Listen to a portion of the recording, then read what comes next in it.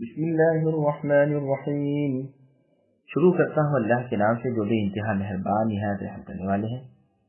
اذا السماء انشقت وأذنت لربها وحقت وإذا الأرض مدت وألقت ما فيها وتخلت وأذنت لربها وحقت يا أيها الإنسان إنك كادح إلى ربك كدحا فملاقيه فأما من أوتي كتابه بيمينه فسوف يحاسب حسابا يسيرا وينقلب إلى أهله مسرورا وأما من أوتي كتابه وراء ظهره فسوف يدعو ثبورا ويصلى سعيرا إنه كان في أهله مسرورا إنه ظن أن لن يحور بلى إن ربه كان به بصيرا۔ جب آسمان پھٹ جائے گا اور اپنے رب کے حکم پر کان لگائے گا اور اسی کے لائق وہ ہے، اور جب زمین کھینچ کر پھیلا دی جائے گی اور اس میں جو ہے وہ اسے اگل دے گی اور خالی ہو جائے گی اور اپنے رب کے حکم پر کان لگائے گی اور اسی کے لائق وہ ہے یعنی زمین۔ اے انسان، تو اپنے رب اللہ تعالیٰ سے ملنے تک کی یہ کوشش اور تمام کام اور محنتیں کر کے اللہ سے ملاقات کرنے والا ہے، تو اس وقت جس شخص کے داہنے ہاتھ میں اعمال نامہ دیا جائے گا اس کا حساب تو بڑی آسانی سے لیا جائے گا اور وہ اپنے والوں کی طرف ہنسی خوشی لوٹ آئے گا۔ ہاں، جس شخص کا اعمال نامہ اس کی پیٹھ کے پیچھے دیا جائے گا تو وہ موت کو بلانے لگے گا اور بھڑکتی ہوئی جہنم میں داخل ہوگا۔ یہ شخص اپنے متعلقین میں دنیا میں خوش تھا، اس کا خیال تھا کہ اللہ کی طرف لوٹ کر ہی نہ جائے گا۔ یہ کیسے ہو سکتا ہے؟ حالانکہ اس کے پروردگار اللہ تعالیٰ اسے بخوبی دیکھ رہے تھے۔ سامعین، آیتوں کی تفسیر سماعت کیجیے۔ آسمان پھٹ جائے گا، اللہ تعالیٰ فرماتے ہیں کہ قیامت کے دن آسمان پھٹ جائے گا، وہ اپنے رب کے حکم پر کاربند ہونے کے لیے اپنے کان لگائے ہوئے ہوگا۔ پھٹنے کا حکم پاتے ہی پھٹ پھٹ کر ٹکڑے ہو جائے گا۔ اسے بھی چاہیے کہ امر الہی بجا لائے، اس لیے کہ یہ اس اللہ تعالیٰ کا حکم ہے جسے کوئی روک نہیں سکتا، جس سے بڑا اور نہیں، جو سب پر غالب ہے اور اللہ پر غالب کوئی نہیں۔ ہر چیز اللہ تعالیٰ کے سامنے پس و لاچار ہے، بے بس و مجبور ہے، اور زمین اس روز پھیلا دی جائے گی، بچھا دی جائے گی اور کشادہ کر دی جائے گی۔ پھر آگے اللہ فرماتے ہیں کہ زمین اپنے اندر کے کل مردے اگل دے گی اور خالی ہو جائے گی، یہ بھی رب کے فرمان کی منتظر ہوگی اور اسے بھی یہی لائق ہے کہ اپنے رب کے فرمان پر کان لگائے۔ پھر ارشاد ہوتا ہے کہ اے انسان، تو کوشش کرتا رہے گا اور اپنے رب کی طرف آگے بڑھتا رہے گا، اعمال کرتا رہے گا، یہاں تک کہ ایک دن اللہ سے مل جائے گا اور اللہ کے سامنے کھڑا ہوگا اور اپنے اعمال اور اپنی سعی و کوشش کو اپنے آگے دیکھ لے گا۔ سنن ابی داؤد کی حدیث میں ہے کہ جبرائیل علیہ السلام نے فرمایا، اے محمد، جینے جب تک چاہیں بالآخر موت آنے والی ہے، جس سے چاہیں دل بستگی پیدا کر لیں، ایک دن اس سے جدائی ہونی ہے، جو چاہیں عمل کر لیں، ایک دن اللہ سے ملاقات ہونے والی ہے۔ ملاقی ہی کی ضمیر کا مرجع بعض نے لفظ رب کو بھی بتلایا ہے، تو یہ معنی ہوں گے کہ اللہ تعالیٰ سے آپ کی نبی ملاقات ہونے والی ہے، وہ آپ کو آپ کے کل اعمال کا بدلہ دیں گے اور آپ کی تمام کوشش و سعی کا پھل آپ کو عطا فرمائیں گے۔ دونوں ہی باتیں آپس میں ایک دوسرے کو لازم و ملزوم ہیں۔ قتادہ رحمہ اللہ فرماتے ہیں، اے ابن آدم، تو کوشش کرنے والا ہے لیکن اپنی کوشش میں کمزور ہے، جس سے یہ ہو سکے کہ اپنی تمام تر سعی و کوشش نیکیوں کی کرے تو وہ کر لے۔ دراصل نیکی کی قدرت اور برائیوں سے بچنے کی طاقت بجز اللہ تعالیٰ کی جانب سے ملنے والی مدد ہی کے ذریعے سے حاصل ہو سکتی ہے۔ پھر فرمایا، جس کے داہنے ہاتھ میں اس کا اعمال نامہ مل جائے گا اس کا حساب سختی بغیر نہایت آسانی سے ہوگا، اس کے چھوٹے اعمال معاف بھی ہو جائیں گے، اور جس سے اس کے تمام اعمال کا حساب لیا جائے گا وہ ہلاکت سے نہ بچے گا۔ چنانچہ صحیح بخاری، صحیح مسلم، سنن ترمذی وغیرہ میں رسول اللہ صلی اللہ علیہ وسلم کا فرمان ہے کہ جس سے بروز قیامت حساب کا مناقشہ یعنی پوچھ گچھ ہوئی وہ تباہ ہوگا، تو ام المؤمنین عائشہ رضی اللہ عنہ نے فرمایا کہ قرآن میں تو ہے کہ نیک لوگوں کا بھی حساب ہوگا، فسوف یحاسب حسابا یسیرا۔ رسول اللہ نے فرمایا دراصل یہ وہ حساب نہیں، یہ تو صرف پیشی ہے، جس سے حساب میں پوچھ گچھ ہوگی وہ برباد ہوگا۔ دوسری روایت میں ہے کہ یہ بیان فرماتے ہوئے رسول اللہ نے اپنی انگلی اپنے ہاتھ پر رکھ کر جس طرح کوئی چیز کریدتے ہوں اس طرح اسے ہلا جلا کر بتلایا۔ مطلب یہ ہے کہ جس سے باز پرس اور کرید ہوگی وہ عذاب سے بچ نہیں سکتا۔ خود ام المؤمنین عائشہ رضی اللہ عنہ سے مروی ہے کہ جس سے باقاعدہ حساب ہوگا وہ تو بے عذاب نہیں رہ سکتا، اور حساب یسیر سے مراد صرف پیشی ہے، حالانکہ اللہ تعالیٰ بندے کو خوب دیکھتے رہے ہیں۔ ام المؤمنین عائشہ رضی اللہ عنہ سے مروی ہے کہ میں نے ایک مرتبہ رسول اللہ سے سنا کہ آپ نماز میں یہ دعا مانگ رہے تھے، اللہم حاسبنی حسابا یسیرا، کہ اے اللہ میرا آسان حساب لیجیے۔ جب رسول اللہ فارغ ہوئے تو میں نے پوچھا اللہ کے رسول یہ آسان حساب کیا ہے؟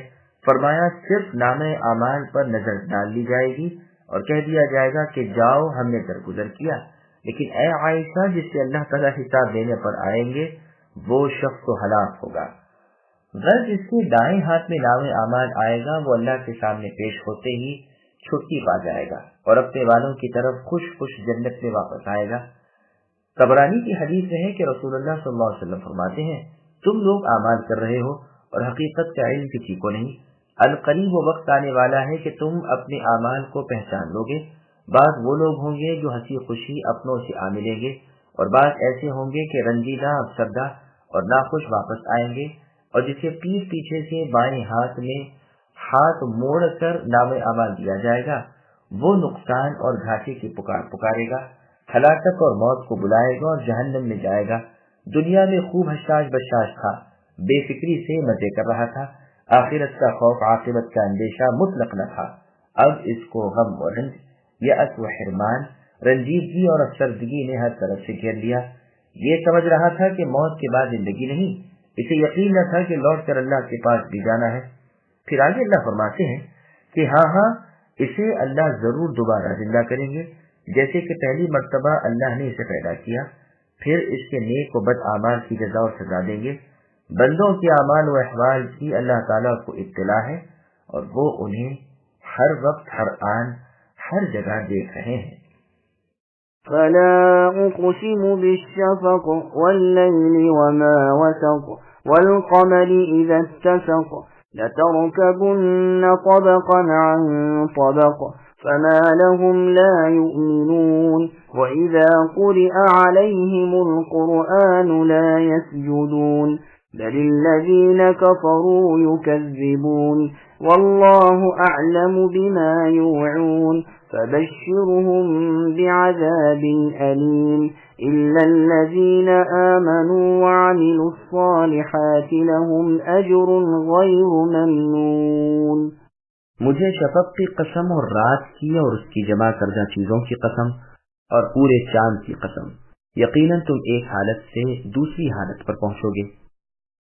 انہیں کیا ہو گیا کہ ایمان نہیں لاتے، اور جب ان کے پاس قرآن پڑھا جاتا ہے تو سجدہ نہیں کرتے، بلکہ یہ کفار تو جھوٹا سمجھتے ہیں۔ اللہ تعالیٰ خوب جانتے ہیں جو کچھ کے دلوں میں رکھتے ہیں، انہیں المناک عذابوں کی خوشخبری سنا دیجیے۔ ہاں ایمان والوں اور نیک اعمال والوں کو بے شمار اور نہ ختم ہونے والا نیک بدلہ ہے۔ سامعین، اب ان آیتوں کی تفسیر سماعت کیجیے۔ شفق یعنی سرخی کی قسم اور لوگوں کی حالت۔ شفق سے مراد وہ سرخی ہے جو غروب آفتاب کے بعد آسمان کے مغربی کناروں پر ظاہر ہوتی ہے۔ علی بن عباس، عبادہ بن صامت، ابو ہریرہ، شداد بن اوس، عبداللہ بن عمر رضی اللہ عنہم، محمد بن علی بن حسین مکحول، بکر بن عبداللہ المزنی، بکیر بن الاشج، مالک ابن ابی ذئب، عبدالعزیز ابن ابی سلمہ اور ماجشون رحمت اللہ علیہ یہی فرماتے ہیں کہ شفق اس سرخی کو کہتے ہیں۔ ابو ہریرہ رضی اللہ عنہ سے بھی مروی ہے کہ مراد سفیدی ہے، پس شفق کناروں کی سرخی کو کہتے ہیں، وہ طلوع سے پہلے ہو یا غروب کے بعد، اور اہل سنت کے نزدیک تو مشہور یہی ہے۔ خلیل کہتے ہیں عشاء کے وقت تک یہ شفق باقی رہتی ہے، جوہری کہتے ہیں سورج کے غروب ہونے کے بعد جو سرخی اور روشنی باقی رہتی ہے اسے شفق کہتے ہیں. یہ اول رات سے عشاء کے وقت تک باقی رہتی ہے. اکرمہ رحمۃ اللہ علیہ فرماتے ہیں مغرب سے لے کر عشاء تک صحیح مسلم کی حدیث میں ہے کہ مغرب کا وقت شفق غائب ہونے تک ہے. مجاہد رحمۃ اللہ علیہ سے البتہ مروی ہے کہ اس سے مراد سارا دن ہے، اور یہ روایت میں ہے کہ مراد سورج ہے. غالباً اس مطلب کی وجہ اس کے بعد کا جملہ ہے، تو گویا روشنی اور اندھیرے کی قسم کھائی. امام ابن جریر رحمۃ اللہ علیہ فرماتے ہیں دن کے جانے اور رات کے آنے کی قسم ہے. اوروں نے کہا ہے سفیدی اور سرخی کا نام شفق ہے، اور قول ہے کہ یہ لفظ ان دونوں مختلف معنوں میں بولا جاتا ہے. وسق کے معنی ہے جمع کیا، یعنی رات کے ستاروں اور رات کے جانوروں کی قسم. اسی طرح رات کے اندھیرے میں تمام چیزوں کا اپنی اپنی جگہ چلے جانا، اور چاند کی قسم جبکہ وہ پورا ہو جائے، بھرپور ہو جائے اور پوری روشنی والا بن جائے. لَتَرْكَبُنَّ إِلَى آخر الآیہ کی تفسیر بخاری میں مرفوع حدیث سے مروی ہے کہ ایک حالت سے دوسری حالت کی طرف چڑھتے چلے جاؤ گے. انس رضی اللہ عنہ فرماتے ہیں جو سال آئے گا وہ اپنے پہلے سے زیادہ برا ہوگا. میں نے اسی طرح تمہارے نبی صلی اللہ علیہ وسلم سے سنا ہے. اس حدیث کے اور اوپر والی حدیث کے الفاظ بالکل یکساں ہیں. بظاہر یہ معلوم ہوتا ہے کہ یہ مرفوع حدیث ہے واللہ اعلم، اور یہ مطلب بھی اس حدیث کا بیان کیا گیا ہے کہ اس سے مراد نبی صلی اللہ علیہ وسلم کی ذات ہے. اور اس کی تائید عمر ابن مسعود ابن عباس رضی اللہ عنہم اور عام اہل مکہ اور اہل کوفہ کی قرات سے بھی ہوتی ہے. ان کی قرات لَتَرْكَبِنَّ با کے زیر سے. شعبی رحمۃ اللہ علیہ کہتے ہیں کہ مطلب یہ ہے کہ اے نبی تم ایک آسمان کے بعد دوسرے آسمان پر چڑھو گے. مراد اس سے معراج ہے، یعنی منزل بمنزل کرتے چلے جاؤ گے. سدی رحمۃ اللہ علیہ کہتے ہیں کہ مراد یہ ہے کہ اپنے اپنے اعمال کے مطابق منزلیں طے کرو گے. جیسے صحیح بخاری میں نبی صلی اللہ علیہ وسلم کی حدیث ہے کہ تم اپنے سے اگلے لوگوں کے طریقوں پر چلو گے بالکل برابر برابر، یہاں تک کہ اگر ان میں سے کوئی گوہ کے سوراخ میں داخل ہوا ہو تو تم بھی یہی کرو گے. لوگوں نے کہا اگلوں سے مراد آپ کی کیا یہود و نصارہ ہیں؟ نبی صلی اللہ علیہ وسلم نے فرمایا پھر اور کون؟ مکحول رحمۃ اللہ علیہ فرماتے ہیں ہر 20 سال کے بعد تم کسی نہ کسی ایسے کام کی ایجاد کرو گے جو اس سے پہلے نہ تھا. عبداللہ فرماتے ہیں آسمان پھٹے گا پھر سرخ رنگ ہو جائے گا پھر بھی رنگ بدلتے چلے جائیں گے. ابن مسعود رضی اللہ عنہ فرماتے ہیں کبھی تو آسمان دھواں بن جائے گا پھر پھٹ جائے گا.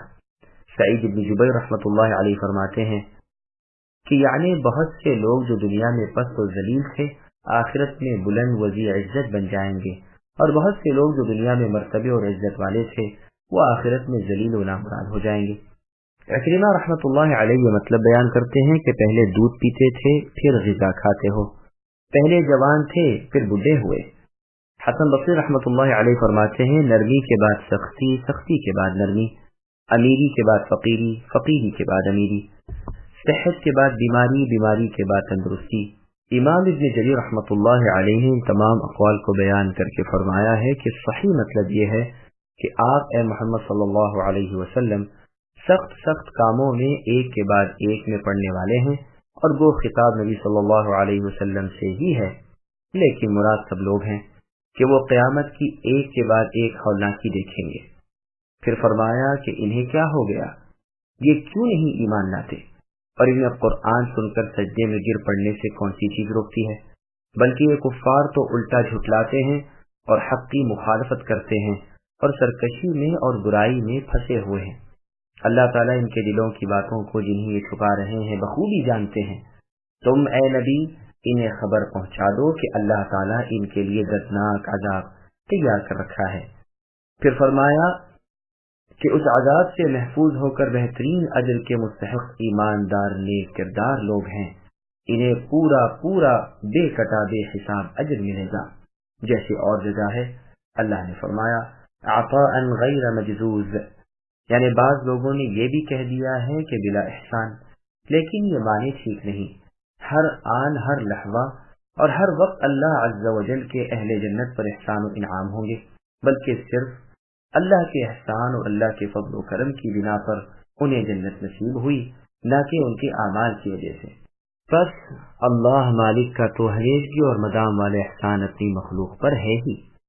اللہ کی ذات پاک ہر طرح کی ہر وقت کی تعریفوں کے لائق ہمیشہ ہمیشہ ہے، اسی لیے اہل جنت پر اللہ کی تسبیح اور اللہ کی حمد یعنی تعریف کا الہام اسی طرح کیا جائے گا جس طرح سانس بلا تکلیف اور بے تکلف بلکہ بے ارادہ چلتا رہتا ہے۔ قرآن میں اللہ نے فرمایا وَآخِرُ دَعْوَاهُمْ أَنِ الْحَمْدُ لِلَّهِ رَبِّ الْعَالَمِينَ، یعنی ان جنتیوں کا آخری قول ہی ہوگا کہ سب تعریف جہانوں کے پالنے والے اللہ کے لیے ہی ہے۔ سامعین الحمدللہ، سورہ انشقاق کی تفسیر مکمل ہوئی۔ اللہ تعالی ہمیں توفیق خیر عطا کرے اور ہمیں برائی سے بچائے۔